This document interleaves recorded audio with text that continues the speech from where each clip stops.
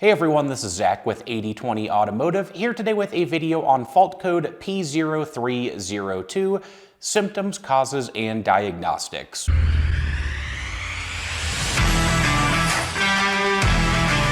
Fault code P0302 indicates cylinder number 2 misfire detected. Essentially, a misfire occurs when the engine fails to properly ignite the air-fuel mixture in that cylinder. And one brief thing to note is misfires aren't necessarily a problem of and in themselves. Rather, a misfire indicates another underlying problem with the engine, which is ultimately resulting in that misfire. Now, jumping straight into things and talking about some of the most common symptoms associated with P0302. Number one is going to be the check engine light. This could be a solid check engine light, or you might also notice a flashing check engine light. A lot of vehicles will actually flash the check engine light about 3 to 5 times when a misfire is experienced, and a lot of the times that check engine light will still remain on even if the misfire isn't actively occurring, as anytime a fault code is stored in the PCM or ECU, you should have the check engine light present. Moving on to some other common symptoms, we have rough idle, stuttering or hesitation while accelerating, power loss, and potentially poor fuel economy. Now, the extent of these symptoms that you experience really depend on the severity and frequency of those misfires. If you're getting major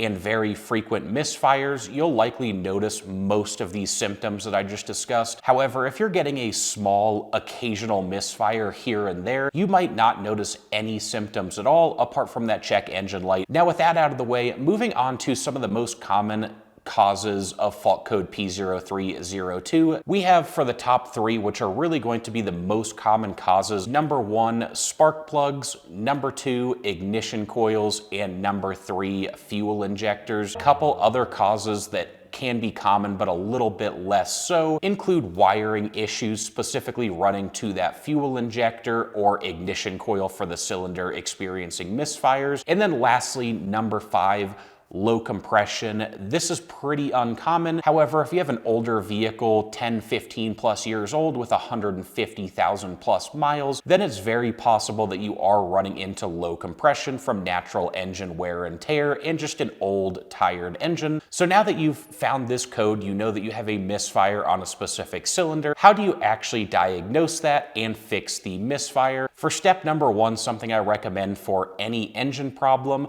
plug your OBD2 scanner back into the vehicle and confirm all fault codes that are present.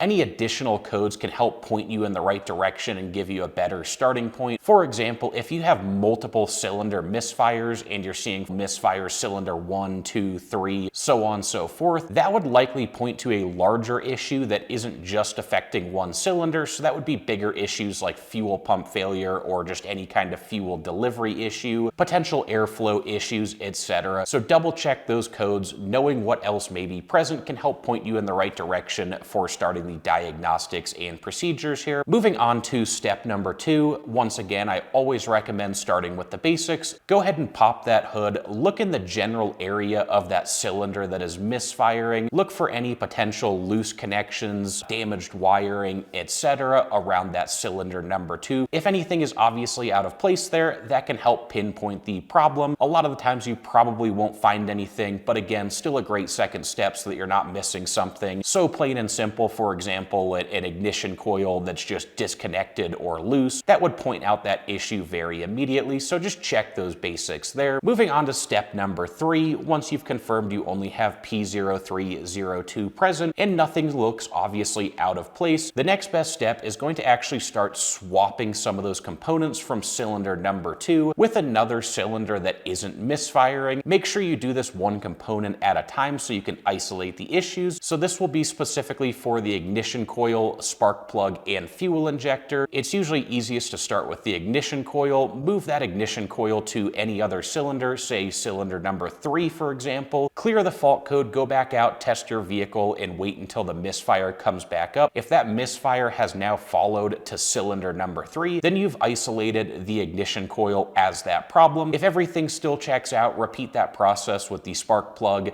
and fuel injector, and often this will find the issue. Now, sometimes it can be more complicated to swap fuel injectors, so it might be easier to simply flow test the injector. Anyway, if everything still checks out there, moving on to step number 4, it's going to be time to test all of the wiring and electrical. So again, specifically running to that fuel injector and ignition coil on cylinder number 2. Test those, make sure everything checks out there. If you still haven't found the problem, then it's possible you have low compression. So for step number 5, go ahead and perform a compression test. If you do have low compression in cylinder number 2, that could be a number of different issues, including valve seals, a bent valve, worn piston rings, etc. Again, not very common, but on an older engine that has some natural wear and tear, you could potentially just be losing compression and essentially have an engine that's on its final leg and on its way out. Anyway, guys, that wraps up our video for today. If you appreciated the content, please hit that like button, subscribe to the channel, and stay tuned for more in the future. Thanks, everyone.